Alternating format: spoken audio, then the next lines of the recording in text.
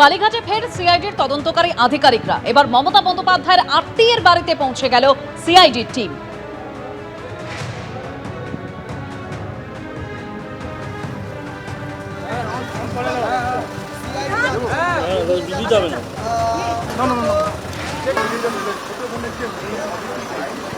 এই তোর পাটা দেখ মা সামলে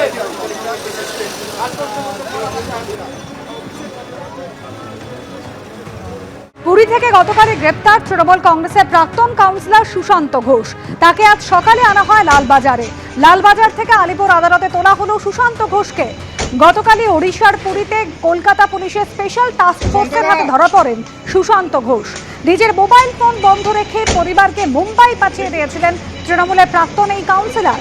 পুরী থেকে ভুবনেশ্বরে চলে যাওয়ার চেষ্টাও করেছিলেন তিনি, দাবি এসটিএফের। তার আগেই কলকাতা পুরসভার 12 নম্বর বোরোর প্রাক্তন চেয়ারম্যানকে গ্রেফতার করল পুলিশ। তার বিরুদ্ধে আনন্দপুর থানায় তোলাবাজির অভিযোগ জানিয়েছিলেন এক হকার। সেই অভিযোগের প্রেক্ষিতে এফআইআর দায়ের। সেই এফআইআরের ভিত্তিতেই পুরী থেকে পাকড়াও করা হয় সুশান্ত ঘোষকে।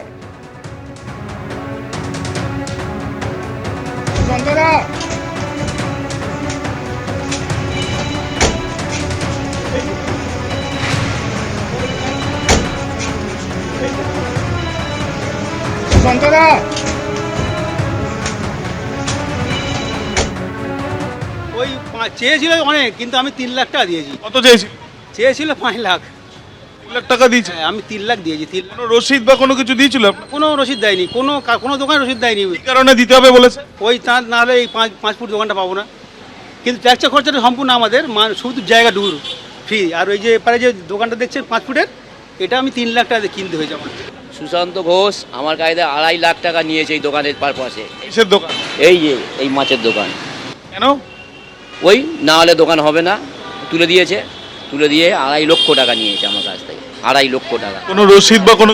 হ্যাঁ, কিচ্ছু রসিদ দেয়নি। রসিদ কোথায়? কি কারণে দিতে হবে বলেছে? ওই মাছ দোকান ওখানে ছিল, তুলে দিয়েছে, এই টাকা বানিয়ে দিয়েছে, দিয়ে 2.5 লক্ষ টাকা নিয়েছে। 2.5 লক্ষ টাকা আমার কাছ থেকে। গরিব মানুষ আমরা না দিলে হবে না, কিন্তু চলে যাও জয়নগর চলে যাও, এরকম কথাবার্তা। আমরা গরিব লোক, অসহায় পড়ে গেছি, যদি আমাদের টাকা ফেরত দেয় আমরা খুব উপকার হই। এবার আগাম জামিনের আবেদন জানিয়েছেন বিদায়ী তৃণমূল কাউন্সিলর অনন্যা বন্দ্যোপাধ্যায়।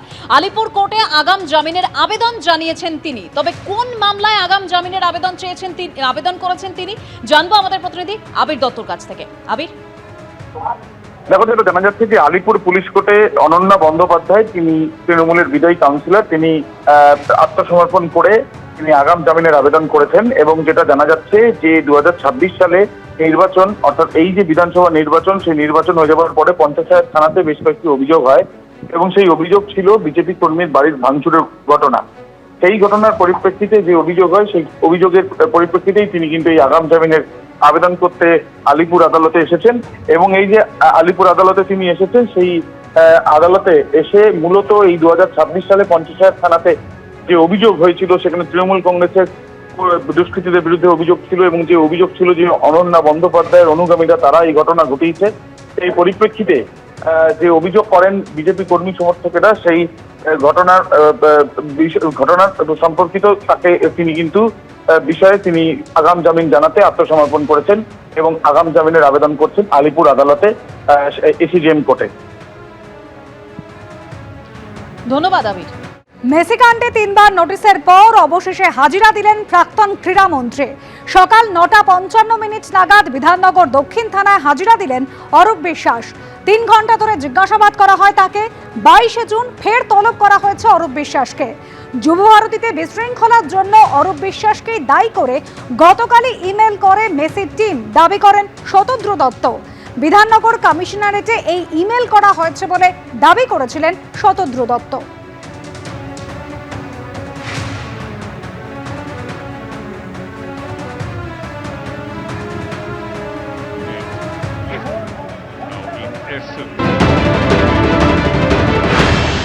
এখন সাবজুডিস, আমি এই বিষয়ে কোনো কথা বলবো না।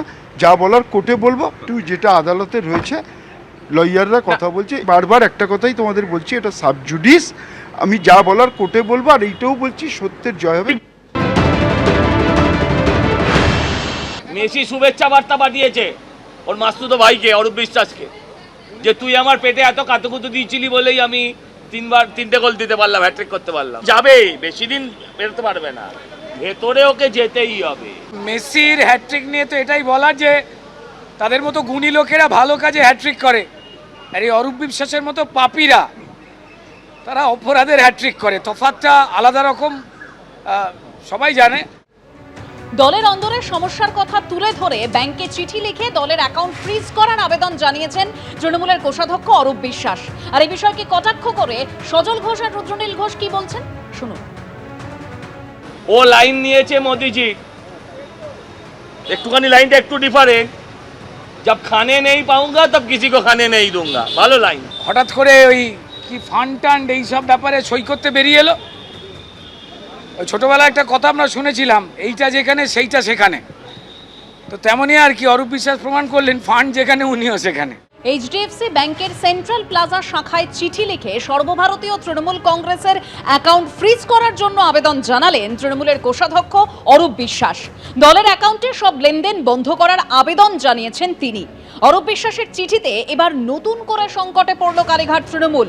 অরূপ বিশ্বাস তৃণমূলের কোষাধ্যক্ষ হিসেবে ব্যাংকের কাছে আবেদন জানিয়েছেন। দলের মধ্যে ব্যাপক গন্ডগোল চলছে, সাংসদদের অনেকে দল ছেড়ে দিয়েছেন, আবার বিধায়কদের মধ্যে অনেকে বিদ্রোহ ঘোষণা করেছেন। এই পরিস্থিতিতে দলের কর্তৃত্ব কার হাতে থাকবে তা নিয়ে বিবাদ চলছে, ফলে কে ব্যাংক অ্যাকাউন্ট পরিচালনা করবে তা নিয়েও অনিশ্চয়তা তৈরি হয়েছে। এমনকি অরূপ বিশ্বাস তাঁর চিঠিতে দলের অফিসে তাঁর সই করে রাখা ব্যাংক চেকগুলির অপব্যবহার হতে পারে বলেও আশঙ্কা প্রকাশ করেছেন। তাই এই অবস্থায় দলের অ্যাকাউন্টকে সুরক্ষিত রাখতে সমস্ত লেনদেন বন্ধ রাখা হোক, না হলে আরও জটিলতা তৈরি হতে পারে। ফলে যতক্ষণ দলের মধ্যেকার সমস্যার সমাধান না হচ্ছে ততক্ষণ পর্যন্ত সব ধরনের লেনদেন বন্ধ রাখার আবেদন তিনি ব্যাংক কর্তৃপক্ষের কাছে জানিয়েছেন। ওয়াকিবহল মহলের ধারণা, অরূপ বিশ্বাসের এই চিঠিতে নতুন সমস্যায় পড়ল কালীঘাট তৃণমূল। এমনিতেই ভোটের পর দল ভেঙে খান খান। মমতা বন্দ্যোপাধ্যায়, অভিষেক বন্দ্যোপাধ্যায়ের নেতৃত্ব দলের মধ্যে চ্যালেঞ্জের মুখে। তার উপর এবার কয়েকশো কোটি টাকা তহবিল নিয়েও তৈরি হলো নতুন সংকট।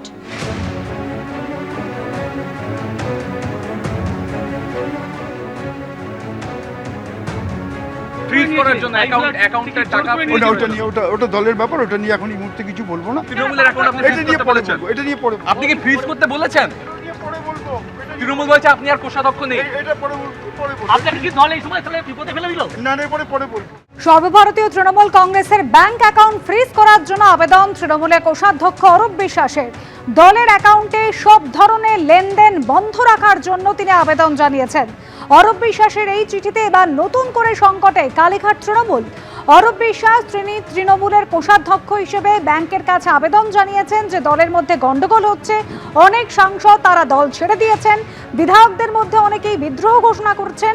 আর এই পরিস্থিতিতে দলের কর্তৃত্ব কার হাতে থাকবে তা নিয়ে যখন বিবাদ চলছে, কে ব্যাংক অ্যাকাউন্ট পরিচালনা করবেন তা নিয়ে অনিশ্চয়তা তৈরি হয়েছে। অরূপ বিশ্বাস তার চিঠিতে দলের অফিসে তার সই করে রাখা ব্যাংক চেকগুলির অপব্যবহার হতে পারে বলেও আশঙ্কা প্রকাশ করেছেন। দলের অ্যাকাউন্টকে সুরক্ষিত রাখতে সমস্ত লেনদেন বন্ধ রাখা হোক, না হলে আরও জটিলতা তৈরি হতে পারে। ফলে যতক্ষণ দলের মধ্যেকার সমস্যার সমাধান না হচ্ছে ততক্ষণ পর্যন্ত সব ধরনের লেনদেন বন্ধ রাখার আবেদন তিনি ব্যাংক কর্তৃপক্ষের কাছে জানিয়েছেন।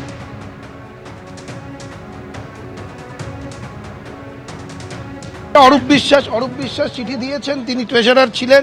তিনি মনে করেছেন যে এই চিঠিটা না দিলে হয়তো যে অ্যাকাউন্টটি তৃণমূল কংগ্রেসের রয়েছে সেটাতেও কিছু অনিয়ম হতে পারে, সেটাকে ভেবেই হয়তো তিনি চিঠি দিয়েছেন। এর বাইরে আমার কিছু বলার নেই, কারণ সেটা তিনি চিঠি দিয়েছেন ট্রেজারার হিসেবে, এটার উত্তর তিনিই ভালো দিতে পারবেন। কোন তৃণমূল কংগ্রেসের কথা বলছি?